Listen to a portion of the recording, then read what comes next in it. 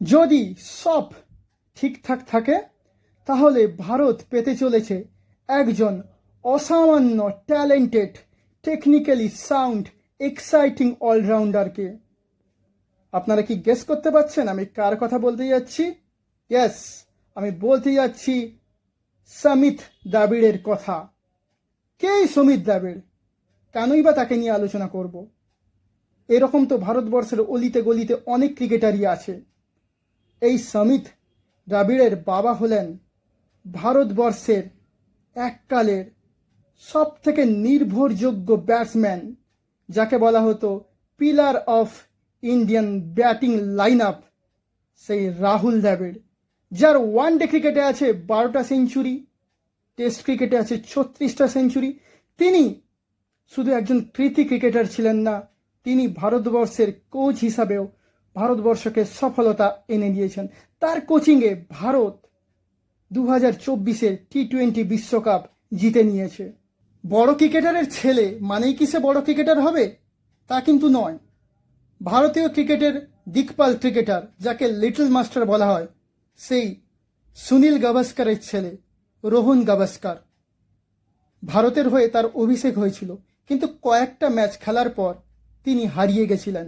ভারতের আর একজন দিকপাল ক্রিকেটার, বিশ্বকাপ জয়ী দলের সদস্য রজার বিনির ছেলে স্টুয়ার্ট বিনিও ভারতবর্ষের হয়ে গোটা কয়েক ম্যাচ খেলেছিলেন এবং আশা জাগিয়েছিলেন, কিন্তু তারপরেও তার ক্রিকেট কেরিয়ার খুব তাড়াতাড়ি শেষ হয়ে যায়। তিনিও হারিয়ে যান ভারতীয় ক্রিকেট থেকে।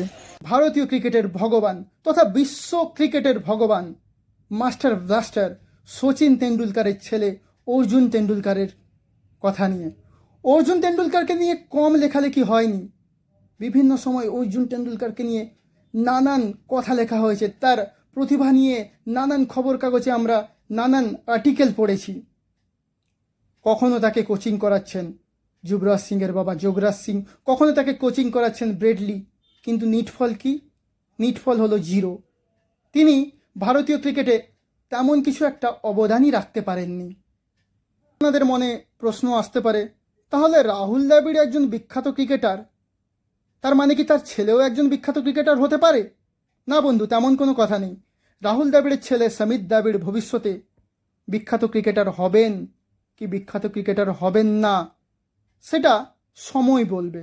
কিন্তু তার যা পারফরমেন্স, তা দেখে আমরা আশা করতেই পারি তিনি ভবিষ্যতের ইন্ডিয়ান ক্রিকেটের রাইজিং স্টার বা সুপারস্টার হয়ে উঠবেন। 2023-24-এর কুচবিহার ট্রফির কথায় আসি। এই কুচবিহার ট্রফিতে তিনি 8টা ম্যাচ খেলেছেন। 8টা ম্যাচে ব্যাটিংয়ে তিনি 362 রান করেছেন। সাথে সাথে তিনি মিডিয়াম ফাস্ট বল করে তুলে নিয়েছেন 16টা উইকেট এবং তার দল কর্ণাটককে তিনি চ্যাম্পিয়ন করিয়েছেন। কর্ণাটকের স্থানীয় টি-20 ক্রিকেট লিগ মহারাজা লিগে সমিত দ্রাবিড় মহীশূর ওয়ারিয়র্সের হয়ে 24 বলে 33 রানের একটি ছোট কিন্তু দৃষ্টিনন্দন ইনিংস খেলেন।